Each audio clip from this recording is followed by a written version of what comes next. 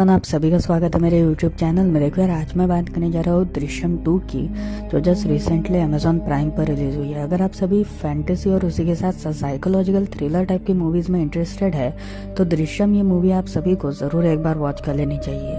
ये एक मलयालम मूवी थी जिसका एक Hindi remake with the similar title बन चुका है। अगर आपने अभी तक नहीं देखा है तो फिर देख लो। जिसके बाद इसके दृश्यम 2 की यानी इसके सेकेंड इंस्टॉलमेंट की प्लानिंग चल रही थी और तभी इसका सेकेंड इंस्टॉलमेंट मलयालम में अभी रिलीज हो चुका है और यह भी अमेजोन प्राइम पर अवेलेबल है। तो शायद से इसका एक हिंदी रीमेक भी आने वाले 2-3 सालों में बन सकता है। आज मैं आपको दृश्यम 2 की कंप्लीट स्टोरी एंड एंडिंग के बारे में बताऊंगा और उसी के साथ साथ मैं आपको इसके रिलेटेड कुछ थ्योरीज भी एक्सप्लेन करूंगा। तो फिर वीडियो को एंड तक वॉच करते रहिएगा और अगर आपको वीडियो पसंद आए तो वीडियो को लाइक करिएगा और चैनल को सब्सक्राइब जरूर कर दीजिएगा। So without wasting any time let's start this video. तो इस कंप्लीट स्टोरी की शुरुआत में हम कहानी को 6 साल बाद शिफ्ट ऑन होता हुआ देखते हैं, जहां पर जॉर्ज कुट्टी जो एक्चुअली पुरानी इसमें था उसने अपनी लाइफ पूरी तरीके से चेंज कर ली थी। अब यहाँ पर उसने खुद का एक थिएटर भी बना लिया था और उसी के साथ साथ वो जल्दी एक फिल्म पर भी काम करने वाला था। इसी वजह से इनकी लाइफ काफ़ी अच्छी तरीके से चल रही थी। बट दिन प्रतिदिन इनकी फैमिली को काफ़ी उत्पीड़न से भी गुजरना पड़ता था, क्योंकि वरुण जो एक्चुअली पिछले मूवी में एज अ विलन का रोल पोर्ट्रे कर रहा था, उसकी हत्या के बाद काफ़ी सारे लोग जॉर्ज कुट्टी के ऊपर काफ़ी शक भरी निगाहों से देखते थे। इसी वजह से उसका परिवार थोड़ा बहुत परेशान था। अब यहाँ पर हम ये देखते हैं कि जॉर्ज कुट्टी अब और भी ज़्यादा फेमस हो चुका था और उसी के साथ साथ पुलिस वालों को भी उसके ऊपर कोई भी शक नहीं था। इसी वजह से पुलिस वालों को भी ऐसा लग रहा था कि शायद से जॉर्ज कुट्टी अब इन सब में इन्वॉल्व नहीं है और वो इस केस को बंद करने वाले थे। अब यहाँ पर हम ये देखते हैं कि जॉर्ज के घर पर एक नए कुछ पड़ोसी आए थे, जिसमें सबसे पहले का नाम था साबू एंड सेकंड वन उसकी वाइफ।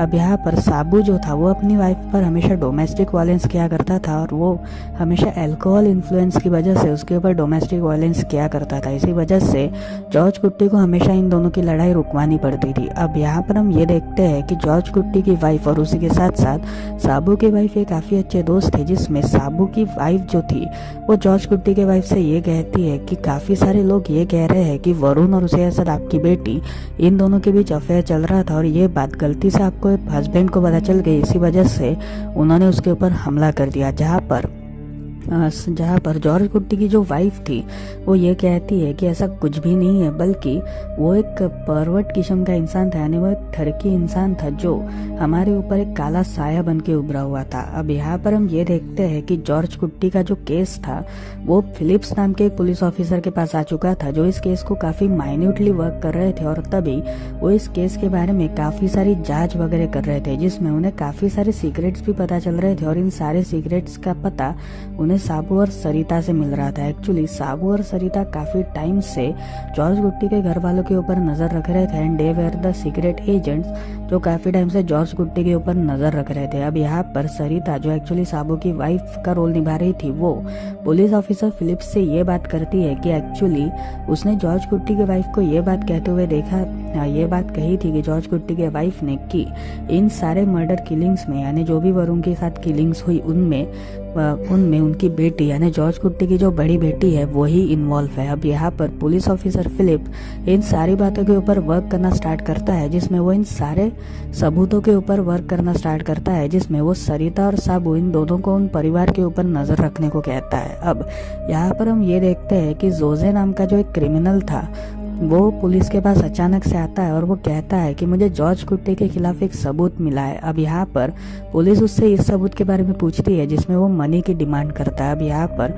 फिलिप्स उसे मनी दे देता है, जिसके बाद वो क्रिमिनल जो उसे ये बताता है कि एक्चुअली थोड़े सालों पहले यानी 6 सालों पहले जब वरुण की हत्याकांड हुई थी तभी उसने अपने साले की हत्या करी थी, जिसके बाद जब वो वहाँ से भागने की कोशिश कर रहा था तभी उसने जॉर्ज कुट्टी को देखा था जो कुछ तो भी गाड़ने की कोशिश कर रहा था और वो सारा काम अंडर कंस्ट्रक्शन पुलिस ऑफिस के अंडर हो रहा था। मतलब जिस पुलिस ऑफिस में ये सभी खड़े थे उसी पुलिस ऑफिस के अंदर उस लाश को गड़ाया गया था। इसी वजह से ये सभी लोग काफी शॉक थे और तभी प्रभाकर उसकी वाइफ इन दोनों को बुलाया जाता है यूएस से, जहाँ पर इन दोनों को भी ये बात पता चलती है और तभी ये लोग वहाँ पर ये लोग वहाँ पर टाइल्स को निकाल कर खोदना स्टार्ट करते हैं। अब यहाँ पर हम ये देखते हैं कि पुलिस ऑफिसर बाहर ये बात फैलाते हैं कि टाइल्स टूटने की वजह से वो नए पुलिस स्टेशन की टाइल्स वगैरह चेंज कर रहे हैं, इसी वजह से इसकी न्यूज़ जॉर्ज कुट्टी तक पहुँच जाती है। अब यहाँ पर जॉर्ज कुट्टी अपने कैमरास जो उसने लगाए थे, यानी जो उसने फिट ऑन करे थे अपने थिएटर और उसके साथ अपने बाहर के परिसर की सिक्योरिटी के लिए, उन कैमरास के थ्रू ये सारी बातें एक्सेस कर पा रहा था। इसी वजह से उसे इस बात का डर था कि कहीं वो इस बार भी ना पकड़ा जाए। जिसके बाद पुलिस वाले उन टाइल्स को निकाल कर खुदाई वगैरह शुरू करते हैं और इसी खुदाई में उन्हें एक स्केलेटन दिखता है, जिसमें वो स्केलेटन को वो डीएनए टेस्टिंग के लिए भेजते हैं ताकि वो डीएनए के कंक्लूजन्स को निकाल सके। अब यहाँ पर जॉर्ज कुट्टी एंड उसके पूरे परिवार को अरेस्ट कर लिया जाता है, जिसके बाद उनसे काफ़ी इंटरव्यूज होते हैं और उसी के साथ साथ उनसे सवालात होते हैं। बट यहाँ पर जॉर्ज कुट्टी इस बारे में कुछ भी बात नहीं करता। जिसके बाद कोर्ट में इन सभी के अगेंस्ट एक पिटीशन फाइल होता है, जिसमें इन सभी को एक मर्डर यानी वरुण प्रभाकर के मर्डर के आरोप में इन सभी को जेल के अंदर होना चाहिए था। जिसके बाद ये सारे कोर्ट की सुनवाई होती है। अब यहाँ पर कोर्ट की सुनवाई पहले दिन ही स्थगित हो चुकी थी, यानी कोर्ट ने पहले दिन कोई भी डिसीजन नहीं लिया था। इसी वजह से जॉर्ज कुट्टी के जो लॉयर थे वो ये डिसाइड करते हैं कि वो इस केस को पूरी तरीके से स्ट्रॉन्ग करेंगे। जिसके बाद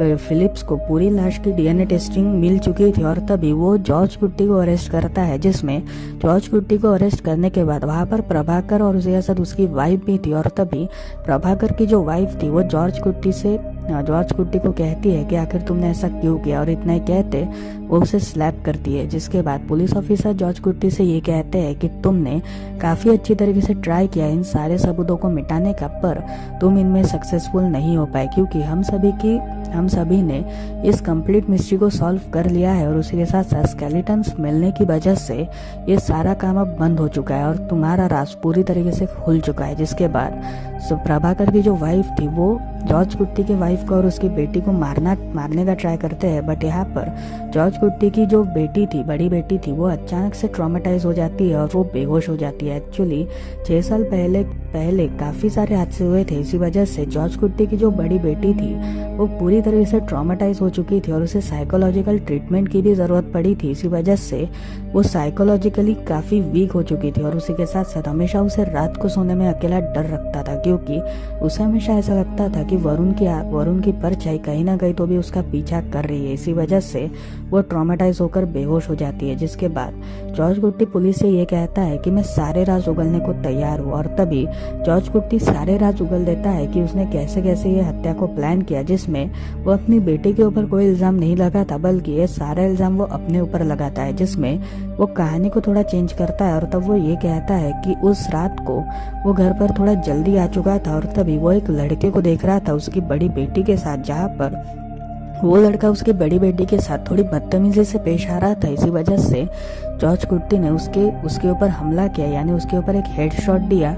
बट यहाँ पर उसे ये बात पता नहीं थी कि वो अचानक से मर ही जाएगा। इसी वजह से उसने उस लाश को पहले अपने घर के आंगन में छुपाने की कोशिश की, लेकिन बाद में जब उस आंगन में उसे खतरा नजर आता हुआ देखा तभी उसने उसे police under construction police office में छुपा के रख दिया। जिसके बाद उसने उस लाश को पूरी तरह से छुपा दिया था और आज कहानी वापस प्रेजेंट में आती है। जिसके बाद जॉर्ज कुट्टी को हिरासत में ले लिया जाता है और जॉर्ज कुट्टी को हिरासत में लेने के बाद कोर्ट ट्रायल शुरू होती है। अब यहाँ पर इस कोर्ट ट्रायल चल रही थी और उसी के साथ साथ इंस्पेक्टर फिलिप्स जो थे वो प्रभाकर और उनके परिवार के साथ एक राइटर को बुलाते हैं जो एक्चुअली काफी टाइम से जॉर्ज कुट्टी के साथ काम कर रहा था एक मलयालम फिल्म में, और वो खुद भी अपने टाइम का एक बहुत बड़ा एक्टर रह चुका था। अब यहाँ पर वो एक्टर उन्हें ये बताता है कि जॉर्ज कुट्टी काफी टाइम से एक मर्डर मिस्ट्री मूवी प्लान कर रहा था, जिसमें वो एक पॉलिटिशियन लड़के को दिखाता है जो एक स्टूडेंट इलेक्शन लड़ने के लिए निकलता है। बट यहाँ पर एक बहुत बड़े मिनिस्टर का बेटा उसको मारने के लिए आता है। अब यहाँ पर वो सेल्फ डिफेंस के लिए उस लड़के की हत्या कर देता है, जिसके बाद वो उस लड़के को उसी पैटर्न में छुपाता है, यानी उस पॉलिटिशियन के ही ऑफिस के अंदर वो उस लड़के की लाश को छुपाता है जैसे हमने देखा। और उसे ये सिमिलर स्टोरी इन्वॉल्व थी वरुण के हिस्ट्री से। इसी वजह से ये कंप्लीट स्टोरी वरुण के इर्द गिर्द लिखी हुई थी और तभी प्रभाकर को ये बात पता चल जाती है, प्रभाकर और उसकी वाइफ को, कि ये सारी स्टोरी हमारे ही बेटे के इर्द गिर्द लिखी गई है। जिसके बाद राइटर ये कहता है कि हम इसके क्लाइमैक्स में तो यहाँ पर तो ये इसका फर्स्ट हाफ था, लेकिन इसके सेकेंड हाफ की शुरुआत में ऐसा होता है कि पुलिस वालों को उसका एड्रेस मिल जाता है और उसी के साथ साथ वो उस लाश को बाहर निकाल लेते हैं, जिसके बाद उस मेन हीरो को जेल हो जाती है। बट यहाँ पर वो राइटर इस क्लाइमैक्स से इंटरेस्टेड नहीं था, इसी वजह से जॉर्ज कुट्टी ने उसे एक और क्लाइमैक्स बताया था। और तभी फिलिप्स का फोन बजता है, जिसमें उसे ये बात पता चलती है कि जॉर्ज कुट्टी ने उन police officers and Prabhakar family के अगेंस्ट ही केस फाइल किया है, जिसमें उन्होंने ये कहा है कि ये सब एक नकली डीएनए है, यानी डीएनए रिपोर्ट रिलीज हो चुकी है और जो स्केलेटन का डीएनए है वो वरुण के डीएनए से मैच ही नहीं कर रहा। और तभी सभी लोग उस सीन में काफी हैरान हो जाते हैं और राइटर से वो अगले क्लाइमैक्स के बारे में पूछते हैं, जिसमें वो राइटर उन्हें ये बताता है कि एक्चुअली उस लड़के ने ये सोचा था कि अगर वो उस स्केलेटन को किसी और लाश से मिक्स कर दे तो काफ़ी अच्छा होगा, क्योंकि उसे ये बात पता चल चुकी थी कि पुलिस अब प्रोग्रेस कर रही है। और यहीं पर ही हम कहानी को थोड़ा पास्ट में देखते हैं, जिसमें जॉर्ज कुट्टी ने अपने एक आदमी से, यानी एक ऐसे शख्स से दोस्ती कर ली थी जो पुलिस के काफ़ी करीब था। और उस शख्स से दोस्ती करने के बाद उसने उसके थ्रू काफ़ी सारे चीज़ों को और केसेस को एक्सेस किया था, जिसमें उसे वरुण का भी केस मिल जाता है जो प्रोग्रेशन में चल रहा था। और काफ़ी टाइम से उसे साबू और सरिता के ऊपर शक था, इसी वजह से वो उन्हें बिना बताए उस जगह पर जाता है जहाँ पर वो एक सिमेट्री की तरफ जाता है। और इस सिमेट्री में वो एक यंग लड़का जो एक्चुअली वरुण के ही हाइट का था, उस लड़के की लाश को वहाँ के एक बंदे की हेल्प से, यानी जो गाड़ने वगैरह का काम करते हैं उसकी हेल्प से वो इस लाश को बाहर निकालता है। और इस लाश को बाहर निकालने के बाद वो इस कंप्लीट कांड वो उसकी लाश को निकालने के बाद उसकी हड्डियों, जो उसकी बॉडी रहती है, उसे उस police under construction police station में डालता है। और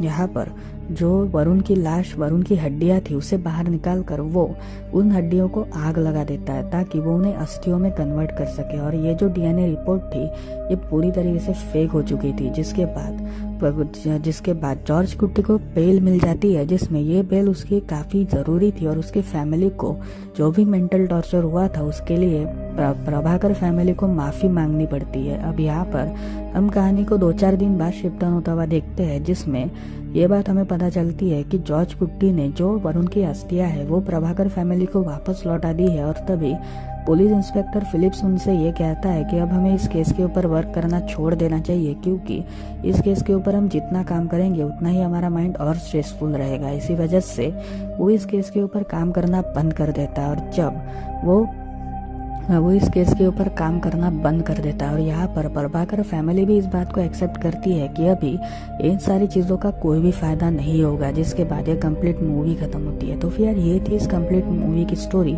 आपको कैसी लगी मुझे कमेंट सेक्शन में ज़रूर बताइएगा। शॉर्ट रिव्यू की बात करी जाए तो मूवी सीरियसली काफ़ी ऑसम है एंड दृश्यम 1 की तरह ही दृश्यम 2 भी है। इसी वजह से आप सभी को मूवी देखने में काफ़ी मज़ा आने वाला है और उसी के साथ साथ मूवी में आपको और भी बढ़िया तरीके से मज़ा आने वाला है। बट मेरी सिर्फ यही कंप्लेंट है कि मूवी थोड़ी स्लो है, यानी मूवी का जो कुछ सीन्स एंड सीनरीज है वो काफ़ी स्लोली आगे बढ़ रहा है। इसी वजह से आप सभी को थोड़ी मूवी स्किप करनी पड़ेगी, क्योंकि यार स्लो है, इसी वजह से थोड़ी आपको बोर हो सकती है। बट फिर भी एक परफेक्ट मर्डर मिस्ट्री है, इसी वजह से आप सभी को ज़रूर एक बार ये मूवी को देखना चाहिए। तो आपको मेरी वीडियो कैसी लगी मुझे कमेंट सेक्शन में ज़रूर बताइएगा। और अगर आपको वीडियो पसंद आए तो वीडियो को लाइक करिएगा और चैनल को सब्सक्राइब ज़रूर कर दीजिएगा। सो मिलता है अगली वीडियो में, तब तक